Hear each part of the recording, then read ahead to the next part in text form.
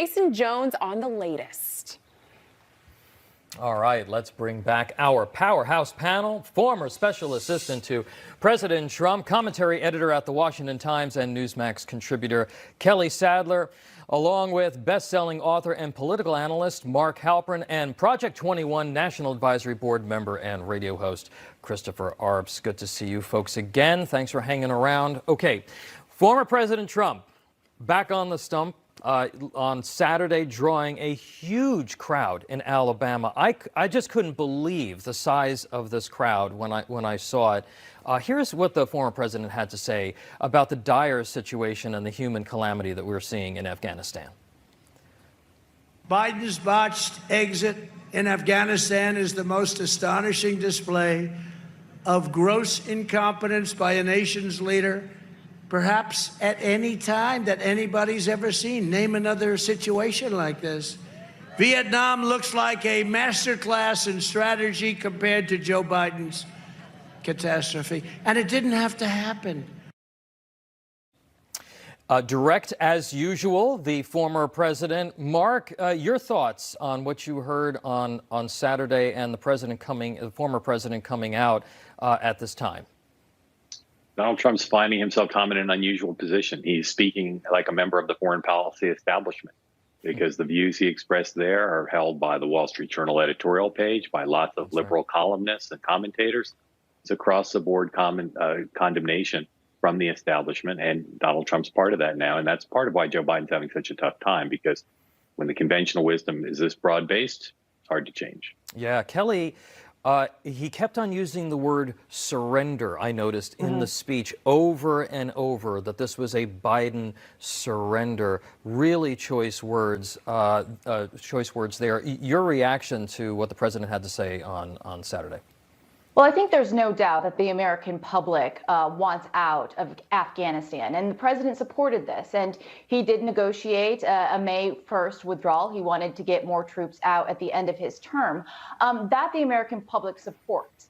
When he said that there is a surrender, it just didn't have to be this way. I'm not a military strategist, but it just makes common sense to me that you would withdraw American citizens before you take the military out. And what we have is a debacle that President Biden owns. He just told us in July that there was going to be no disorderly withdrawal, that it would be safe and it would be competent. And that's why, a lot of Americans voted for him, is because of his experience on these national security issues and that fact that he was going to lead with competency. What we're seeing right now is complete incompetence. You have, the DOD, the State Department, and the White House on different messages on different days, contradicting one another. You've got ISIS building a stronghold, Americans not being able to get to the airport, right. President Biden putting this arbitrary August 31st withdrawal date that he's not going to make in in realistic environment. And then you have the Taliban saying, hey, if you're not out by,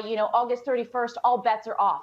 I am so concerned we're going to go into a hostage situation, that there's going to be, the reinvention of all of these terror groups, threats on American soil. And this is what Joe Biden is going to own.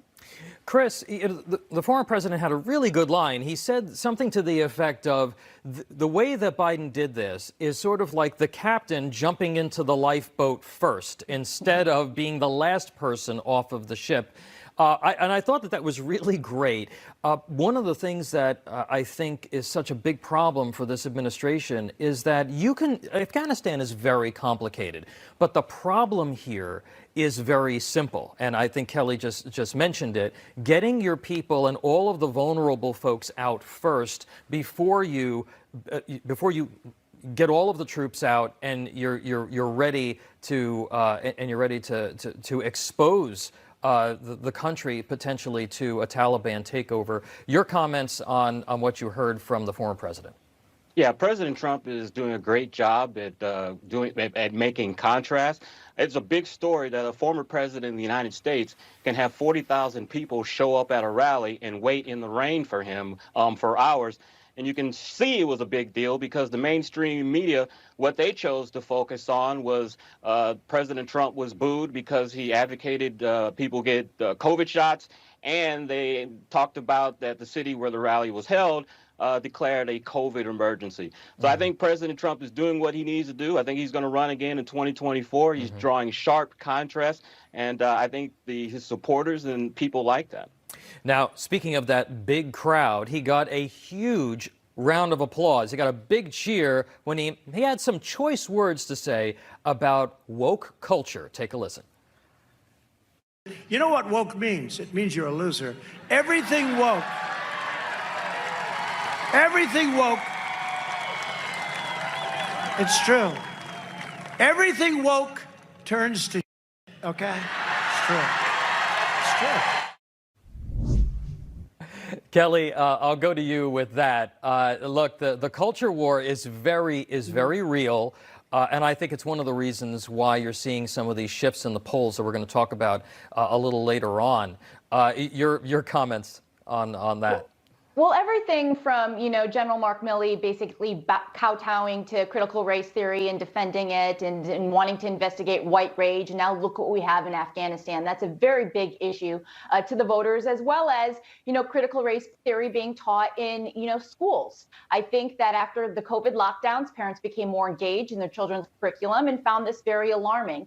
And this is something that the GOP is going to use. And we've got suburban white mothers that the president did not do very well with that are coming on board. And I think if you look at the race in Virginia this year, this will be a harbinger as for things to come in 2022, because Glenn Youngkin has made this education with critical race theory one of the tenets in his campaign. Yeah, I think people are starting to get really fed up with a lot of this leftist culture warrior stuff. Okay, thanks to our panel. We're going to see you after the break.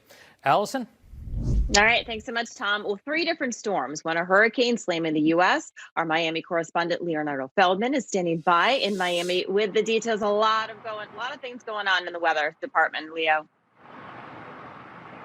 Allison, that's right. 3 different storms: Tropical Storm Henry, Hurricane Grace, and flash floods in Tennessee. But I want to start with Tropical Storm Henry, which hit Rhode Island. And we do know that thousands of people are still without power. And we also know that Rhode Island was not the only state that was impacted by this storm. We know that there were floods in New Jersey and also in New York City. Now, in terms of the flash floods in Tennessee, we know that at least 22 people are reported dead and dozens are still missing, according to authorities. We know that President Biden has offered his support and his condolences to the victims of the storms that passed through Tennessee.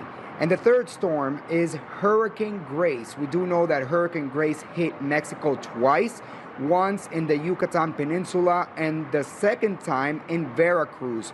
At least 8 people are reported dead and 3 people are still missing.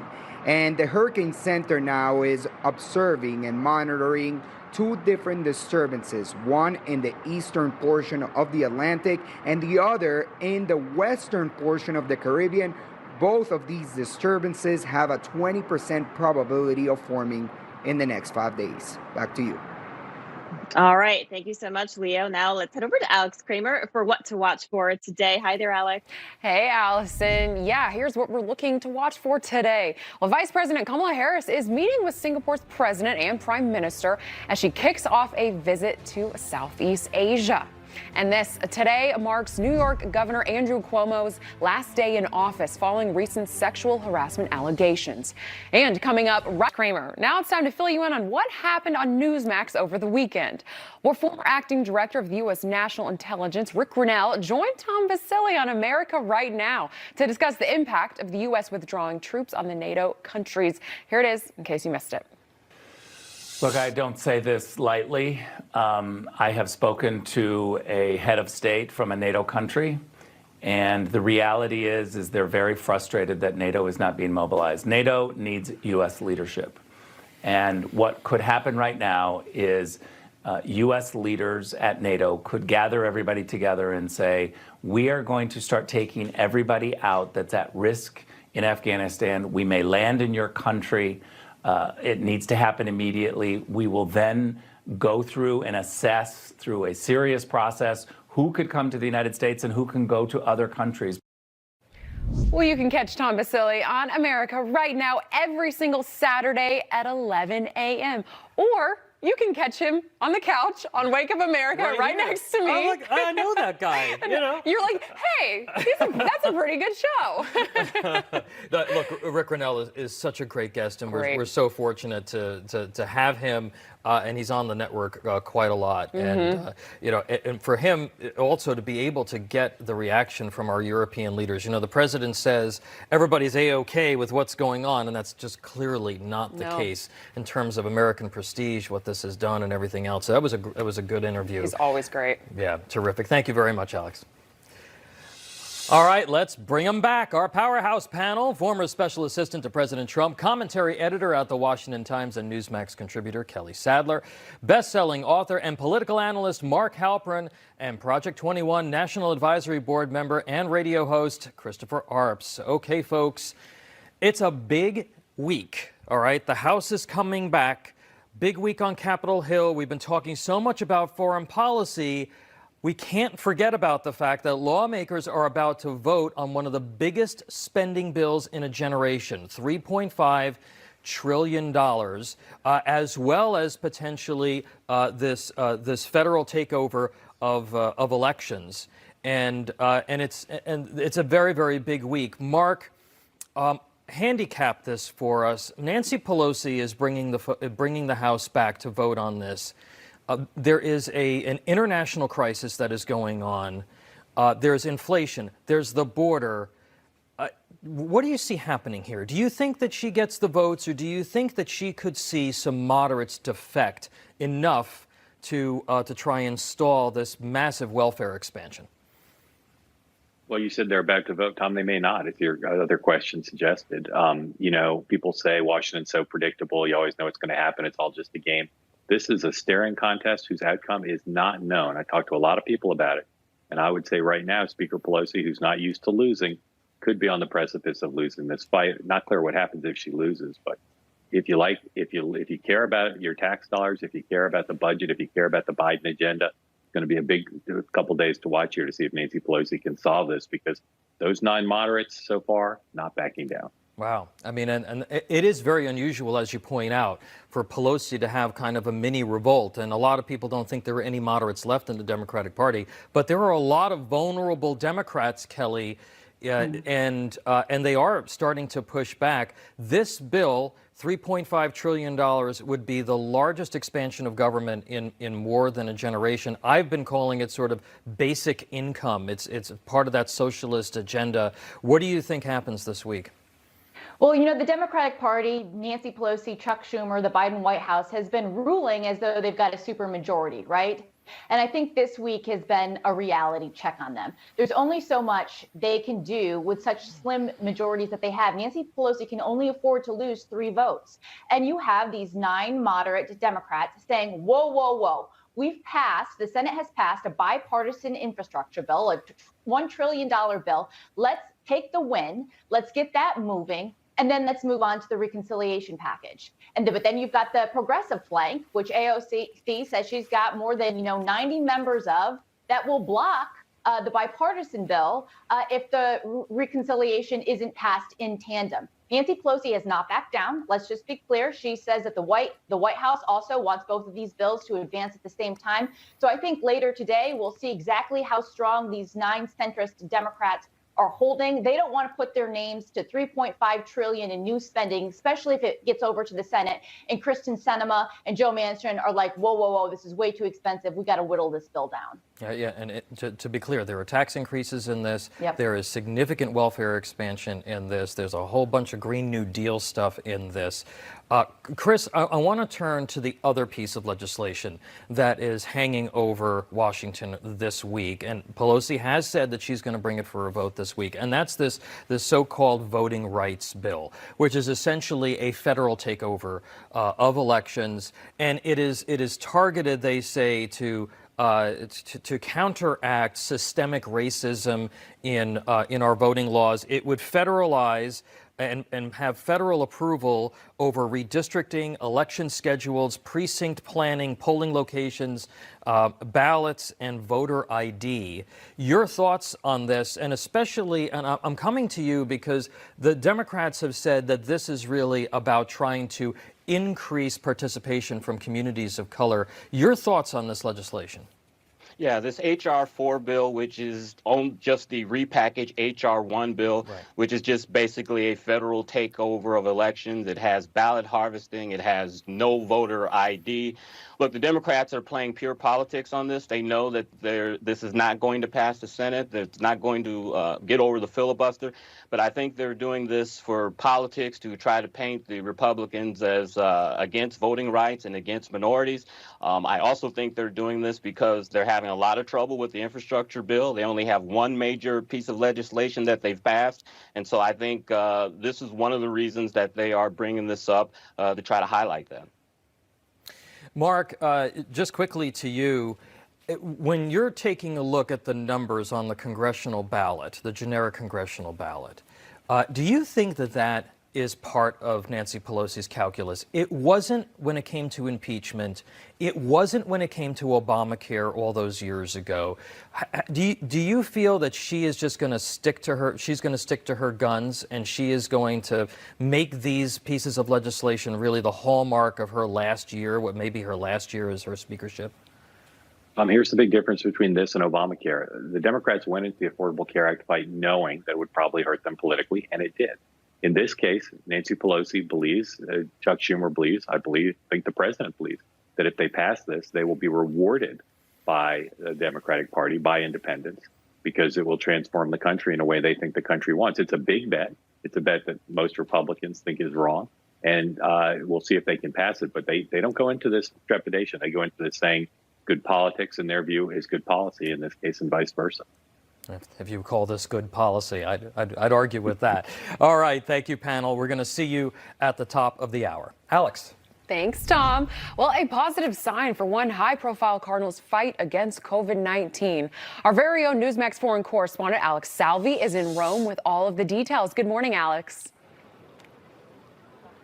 Good morning, Alex. Yes, Cardinal Raymond Leo Burke appears to be turning the corner in his battle against COVID-19. The 73-year-old was diagnosed with COVID earlier in the month. It sent him to the hospital, and just last week, we know that he was put on a ventilator. He was sedated, where doctors said that he was in serious but stable condition. But we did receive some good news over the weekend. His family putting out a statement saying he has since been taken off of that ventilator. We're also hearing that he has been removed from the ICU, but he will remain in the hospital for right now. But this is all notable because Cardinal Burke is an outspoken advocate against things such as mandatory vaccines, even voicing skepticism surrounding the COVID-19 vaccine itself. Last year, he said that vaccines shouldn't be applied in a totalitarian manner, and he really took aim at China for its role in the beginning days of the pandemic. And he is known to be a more traditional, more conservative member of the church. He's gone head-to-head with Pope Francis, for example, over doing away with the Latin Mass, something that Pope Francis did away with last weekend. Burke questioning where the priorities of the Vatican are, admitting that there are other scandals going on. But he also questioned whether pro-choice politicians, such as former Secretary of State John Kerry, who he named specifically,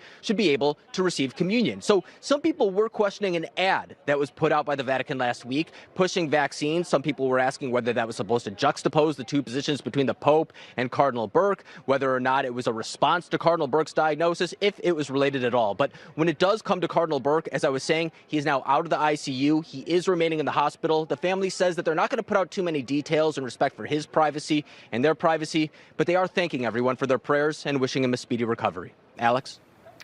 All right. Thank you so much, Alex Salvi. That is our foreign correspondent. Thank you so much for that update.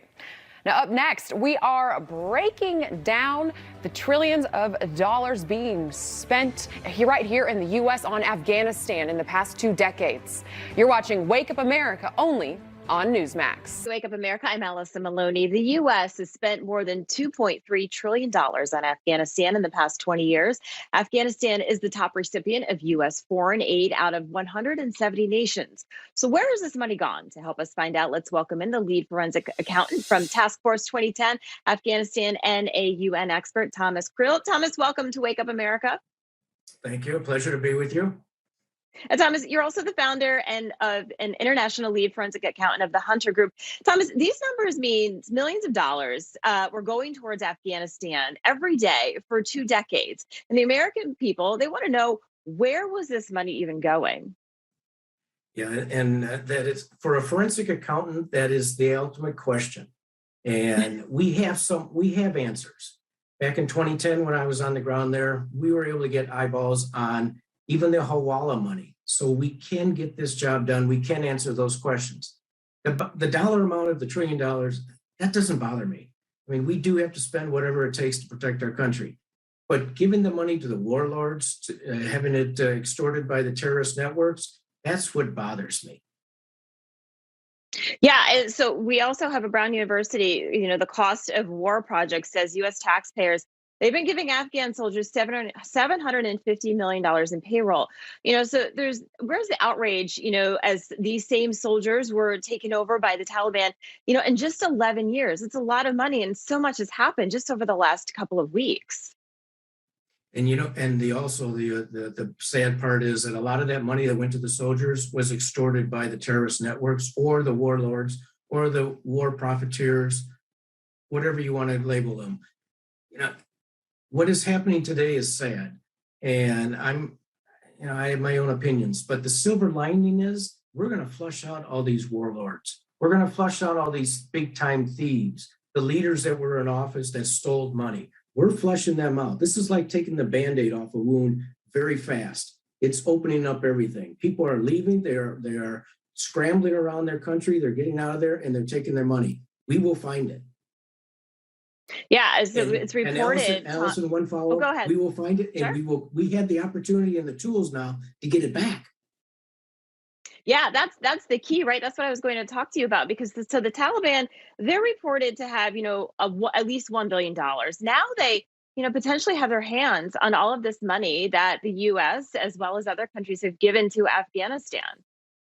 Yeah, and so true. And we do have eyeballs on that. And I was reading over the weekend. The nice thing about the reports over the weekend now is they're talking about the banking system.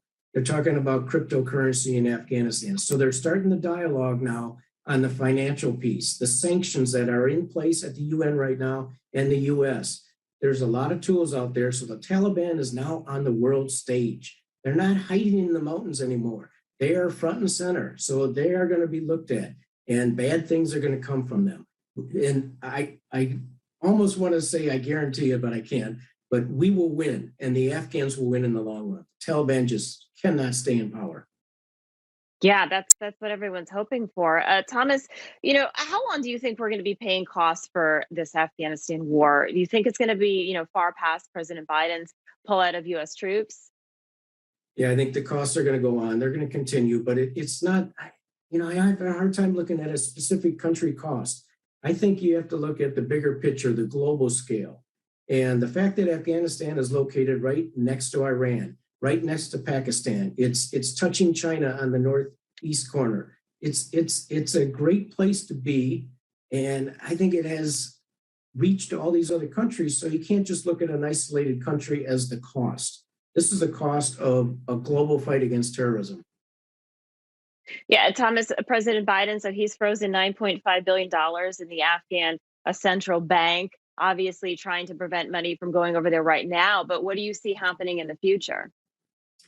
I think the UN keeps their sanctions. I think the US keeps their sanctions, which allows people like me, forensic accountants, people at the governments and other countries to start digging deep into the flow of the money that funds the Taliban.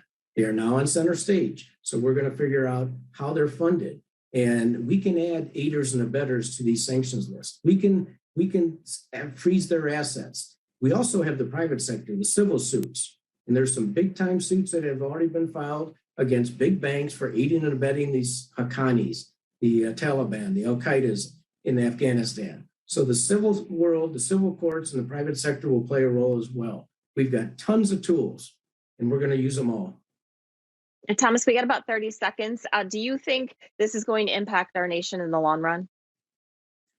I think it's a blessing in disguise. Right now, it's terrible what's going on. It's just flat out terrible. But in the long run, it's kind of like, the virus. In the long run, it's going to help us expedite the vaccination process. This is going to help us fight terrorism, number one, and it's also going to push how we fight the illicit funds around the world. And if I have any say in this, it's going to be, don't let the leaders steal the money from the people of that country. Absolutely. All right. Always great to have you. Thank you so much for your time, Thomas Krill. We Thank you, appreciate it. Allison. Have a good rest of your day. Thank you. Thank you. All right. Before we head to the break, don't forget to download the Newsmax app. Do what well. America, I'm Alex Kramer. Now it's time to give you a quick look at today's business headlines. Well, futures are up ahead of trading this morning, hoping to keep the momentum going from Friday. Stocks all ending positive. The Dow Jones adding almost 226, S&P picking up about 36, and NASDAQ jumping 173. And Bitcoin topping $50,000 again. What was interesting to me is my wife and I were going through our receipt from the supermarket. Okay. We were talking about the supply shortages. Right. They were out of beef. And the prices are through the roof. We were going through the receipt this weekend. $4 for a gallon of milk, $3 for a can of soup. It's really getting pretty bad out there with between the inflation and the supply chain issues. Right, and everyone always thinks milk and bread, cheapest things you can get. Not anymore, apparently. Yeah, That's exactly. insane. Well, thank you, Alex. Appreciate it. The Biden administration is facing crisis after crisis, and the high influx of people illegally attempting to cross our southern border is not slowing down anytime soon. Let's welcome in retired Texas Department of Public Safety Captain Jason Jones. Welcome back to the show, Jason. Good to see you. Hey, thanks for having me. It's good to be with you this morning. Jason, you've sent us some more exclusive video from Texas, from along the border. Let's take a look at that now and talk to us about what's going on here. Yeah, sure. Operation Lone Star is a $1.1 billion operation on that southwest border. But what Texas is really trying to do is show to the American people that it's not just an immigration issue. There are a lot of crimes occurring. Just this week we had 2 MS-13 members arrested in South Texas, and one of them was a convicted murderer. Now, in Rio Grande Valley, over the course of this fiscal year, they have apprehended 412,000 people. I want to say that again, 412,000 people. So the state.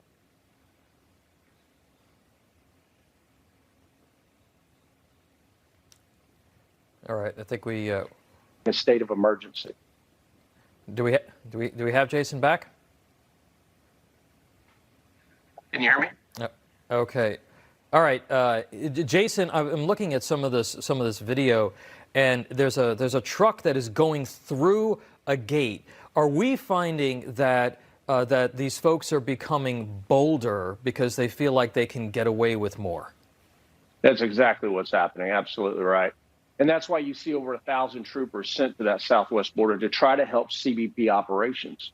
While they are focused on the immigration layer, transitioning from a national security model to migrant care, no one is filling the gap for national security. And that's Right. why local and state law enforcement are having to respond down there. Now, this is also where I've been very critical of the Biden administration and the DHS leadership. Why have they not sent down more federal law enforcement resources from FBI, DEA, and other agencies to help fill those gaps? Because while we continue to talk about this immigration layer, we have to remember that there are so many other criminals and crimes occurring. And that's some of the video that you're seeing there from DPS aircraft doing incredible work.